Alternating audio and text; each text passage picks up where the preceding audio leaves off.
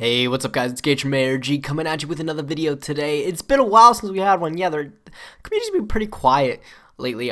Besides for the release of Wing Raiders actually just this weekend, which I'll probably do something on that, maybe the best cards out of it to look into. As a lot of people aren't really hyped for the set. There is a couple of hidden gems in there that we'll go over, but as far as news related stuff, there hasn't been a lot. The most recent thing is actually what we're going to talk about today, and that's kind of some hype around two specific cards, one of which we're going to be talking about today. We'll kind of put the other aside, as it's really just bad hype. But we have Skull Meister being hyped again. And I don't know, it's another hand trap. I'm sure you guys are familiar with it. It was hyped a long time ago. Actually, it almost made it an entire year without being ridiculously hyped again. But now we're back at that point where it's around, as you can see, $25, which I think is a little bit unreasonable. That may not be the actual set price, as you may be able to find it a little bit cheaper. You know, it might go down a little bit. The hype won't last long, I can tell you that. But I'm going to just kind of go over why it's at least hyped right now, just kind of out of nowhere, really. So let's kind of read the card and see what we're working with here. We have Skull Meister. It's a secret rare in Star Strike Blast. No surprise. Level 4 Dark Fiend effect type monster. 1700 attack, 400 defense. Its effect is during either player's turn. When a card effect is activated in your opponent's graveyard, you could send this card from your hand to the graveyard to negate the effect. Okay, so why is this card hyped up again? Well, the thing that a lot of people are pointing towards, the finger towards, is Monarchs as well as Cosmos with their big ships. And primarily that's where you'll see the most use out of Skull Meister. But the problem with Skull Meister I see is there's just so many replacements that we have in the game right now that playing a hand trap that's a 1-for-1 is just iffy. Like, we have a Floodgate in the form of Abyss Dweller, which is a rank 4 monster which you can detach material and then just negate all cards that would activate in the graveyard, all effects that would activate in the graveyard for the entire rest of the turn. So, I mean, you just kind of have to gauge your balances between there with Skull Meister as well as you look at a card like Abyss Dweller.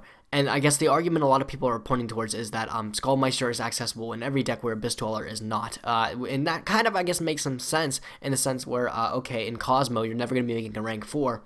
In Monarchs, you're never going to be ranking a rank 4. And the only deck that really you can make rank 4s in right now that's extremely popular is Performapals.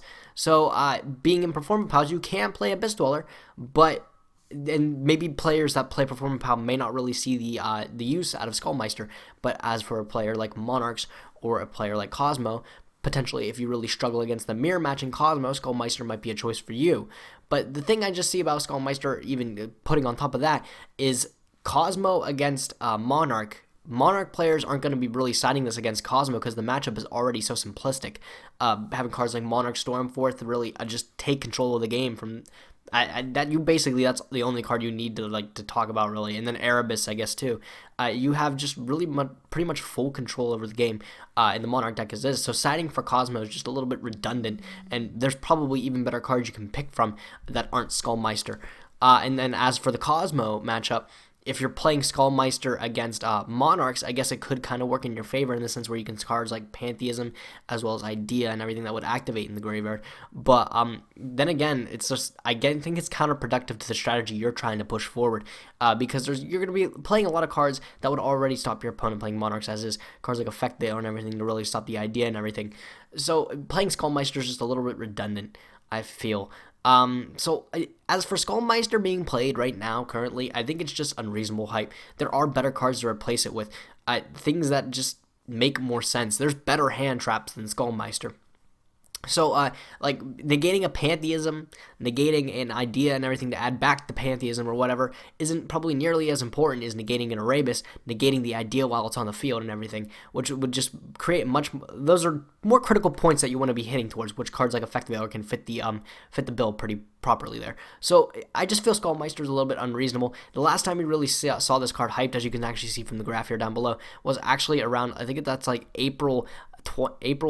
May 2014. So that's like an entire year, and this card almost made an entire year without being unreasonably hyped again.